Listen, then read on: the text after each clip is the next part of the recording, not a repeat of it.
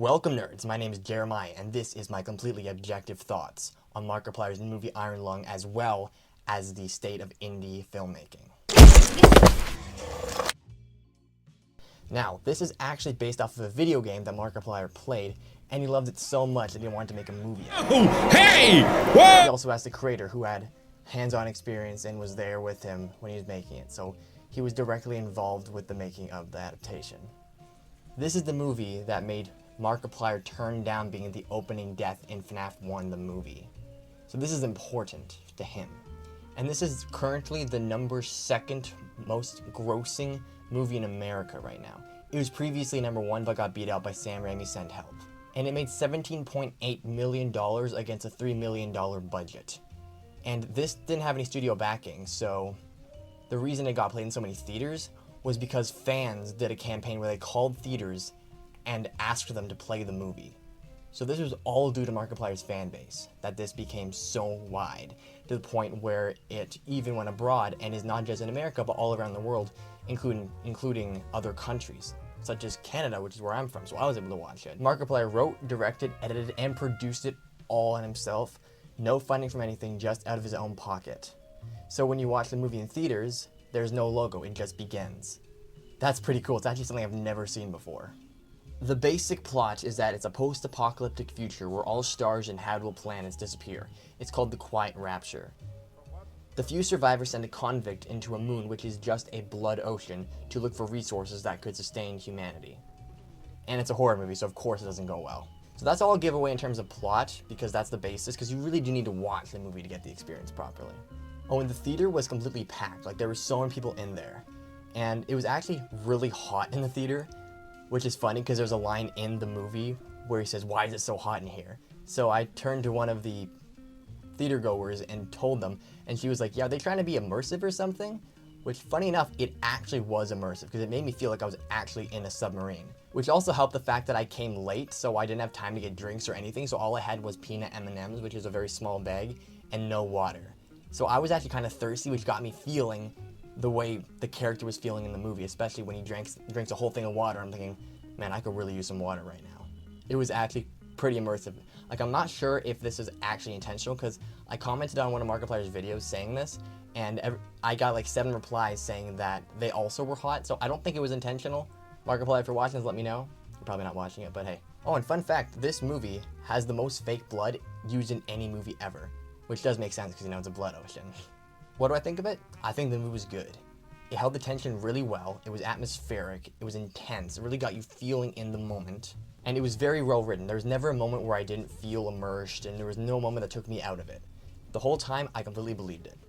And you can't tell that it was an indie movie. If no one told you about it, you would not guess it. Like, there's no surefire signs that, oh yeah, this is made by a YouTuber, or that it's indie. You wouldn't notice. You could even say that the cramped part of the vessel and how you'd only see in the submarine is just part of the writing, and it's meant for that, which actually works considering the original game was that exact premise. So I don't think it's a low budget that resulted in the way it was filmed. It was just the way they did it for creative decisions, which I think worked really well. The fact that you never actually get outside the submarine. So I would probably rate it a 7 out of 10 or even higher, because I can't think of like an actual problem with the movie itself. Like, nothing really comes to mind. And there were so many moments where you went, oh crap. Like, there were so many good moments that really put you on the edge of your seat and you were like fully locked in.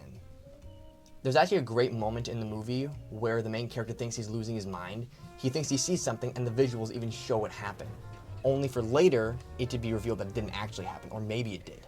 So it makes both the character and the audience begin to mistrust everything, which leads to a great moment where Simon is talking to someone and there's a big moment and you're like, oh. And it leads to an even nicer moment. Again, not to go into spoilers about it. And when it comes to the plot, the details of the expedition are extremely vague. Again, I think this is on purpose because it puts us in the shoes of the main character and makes us question why any of this is even important, because they keep insisting in the movie that what they're doing is important. And at the end, again, no spoilers, it makes you wonder what the point was.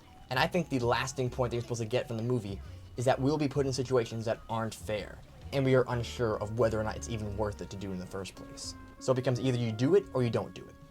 It gives you a really great sense of this is the cards you are dealt with, and you have to work with it.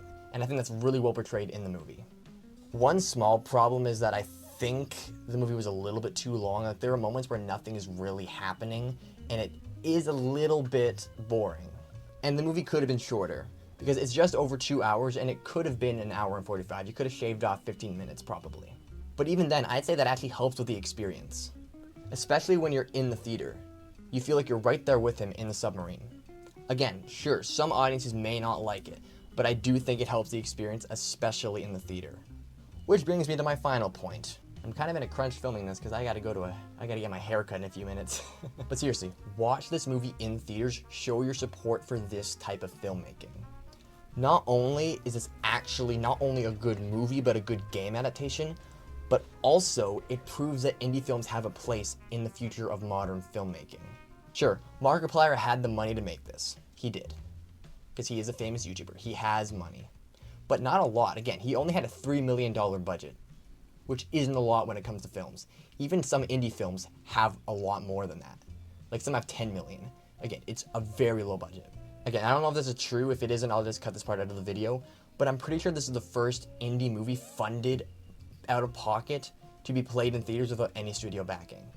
I'm pretty sure it is, which is an amazing milestone. But again, there is a future in indie movie development. Because there are actually other movies from YouTubers that are being released, even ones that have been released. For example, Chris Stuckman's directorial debut, Shelby Oaks.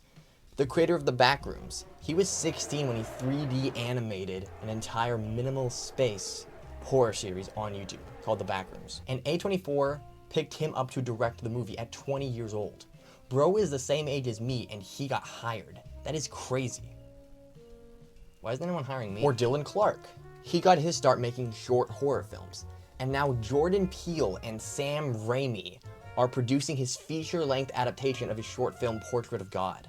Lastly, Curry Barker. He got his start making comedy skits online on his channel, That's a Bad Idea, and he even made some horror shorts and then 3 longer horror short films. Now he's got $15 million in funding from multiple studios, including Blumhouse, to make his feature film obsession. Now, that doesn't mean anyone can get funding. The point is that it is possible. YouTubers can make short films and quality videos that can lead to further projects and even more. I'm not saying this could happen, but Markiplier, technically, he could start his own production company. There is so much you can do with it. That's actually why my channel is called Able Productions, because I believe in my channel eventually becoming something more in the future and becoming an actual company that can make films.